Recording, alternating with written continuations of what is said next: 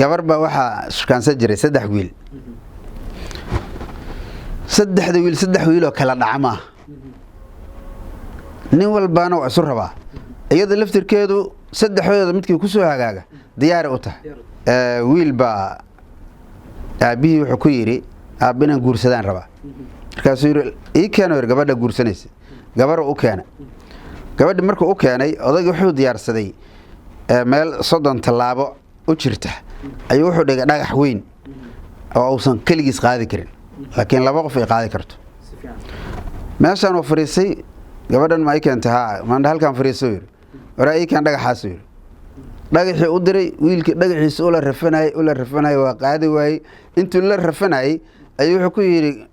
gabadhaydii ninka itaalkiisu inta yahay oo xoogiisu inta yahay miyaa nafka dayso adiga ku anfacaya ma yitira adeer bas ha kullu goynay tir intaas aba xoogiisu ceel kuma shubi karo dii xoolo kuma shubi karo laakiin aqligiisa lama tijaabin asiga aqligiisa wax dhan la tijaabinaya maaragtay gabadha waay iimaan wiilka ma odag marka gabadha ayuu isteynaya oo dan leeyahay wiilka tijaabo maaragtay oo ka dhigaya orasaga tago yirmaanay waa iska baxda gabadhi wiilka wuxuu yiraahday la iimo mid kale oo keena sidii uu yeelay way fahmi weyso waa iska tagtay mid saddexaad oo keena way fahmi weydo waa iska tagtay isaguna inta dhagax u diraya gabar afraad oo keena gabadhi markuu keenay dhagax u diray wiilka imtixaan waa mogta si fiican odag wuxuu rabaa wiilka gabar anfacda oo baadi goobaya wiilku sama oga odag wuxuu ku xijeenaa muxuu ku adkeenaya oo leeyahay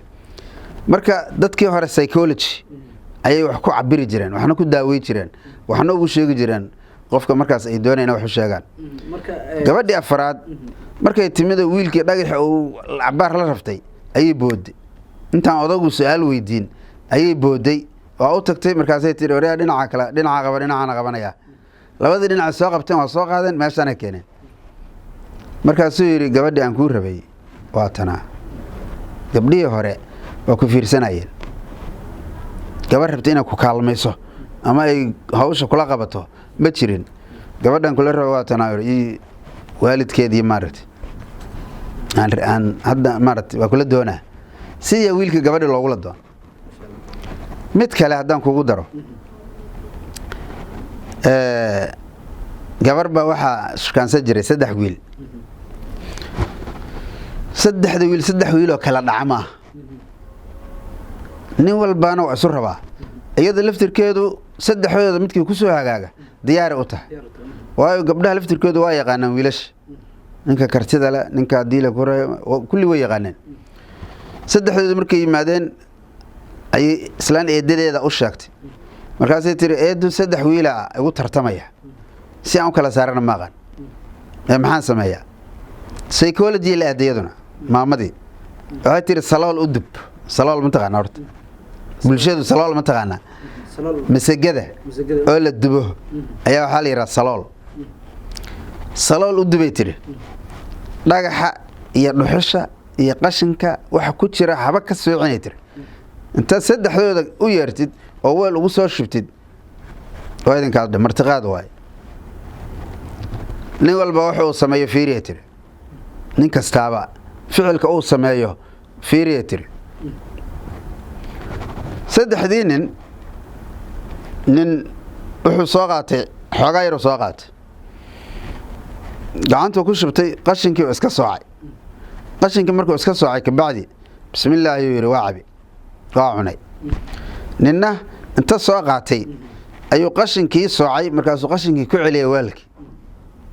waalkii ku celiyay intii saafigaadu ka qaatay ninna waxba kale ma soocine wixii gacanta u soo qabato ayuu afka iska gashaday markaas qububacday yeeraysa dhagax iyo dhuxul iyo waxa dhan markii xoogaa la cunay ninkan qashinka ka soocay markii inta uu calalinayo midka qashinka ku jira weelka ayuu soo soocaya qashinka ka soo saaraya abar markii cunaynka bacdi waa farahay ka laabteen oo tir imtixaan la idinka qaaday oo la idin soo saxaya maalin hiblaaye imaada le natiijada u imaada maalin hiblaaye bis waa bixin imtixaankii qaad gabadhii oralka ahay kabacdi eedda u tagtay waxay tiri ninkii maxamed qadar ahaa sidaan uu sameeyey ninkii tima cadda ahaa sidaan uu sameeyey ninkii Ilyas ahaa sidaan uu sameeyey markay u sheegtay ayay waxay tiri ninka iska qashinka iyo waxa dhan isku cunay kaas waxa la yiraahdaa mahambeeyo waay waa hambado waay macnaha qof oo wuxuu ogol yahay ma jirto cidna laa yanfac nafsuhu wala yanfac ghayrahu naftiisana anfici ma dad kalena ma anfacay waa in wuxuu rabo iska maarto aan kala soocin waxba aan kan qashinka meesha ku celinaya naftiisa bis wuxuu rabaa tir naf kale waxba uma rabo ninkan qashinka ka soocaya oo haddana kii kale ka sii soocaya ninkaas bulshadana wuu anfacaya isaguna waa anfacaya ninkaas number 1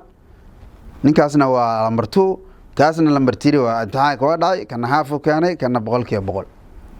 saddexdoodii sidaas ugu kala sheegtay markii uu yimaadeen waxay tir adigu saas ma yeesha ha adna saas ma yeesha ha aduguna saas ma yeesha ha imtixaanka waxa loo geeyay qof oo weyna loo geeyay sidaasna ku soo saxday adigu number 1 tahay ninka la rabaa tahay adiguna naftaada baad anfacaysaa kaasna cidna anfic maayo adna labada nafood baa anfacaysaa wabillahi tawfiiq ninkana number 1 galay labadiina kale maca salaama sidaas ninkii ku dooratay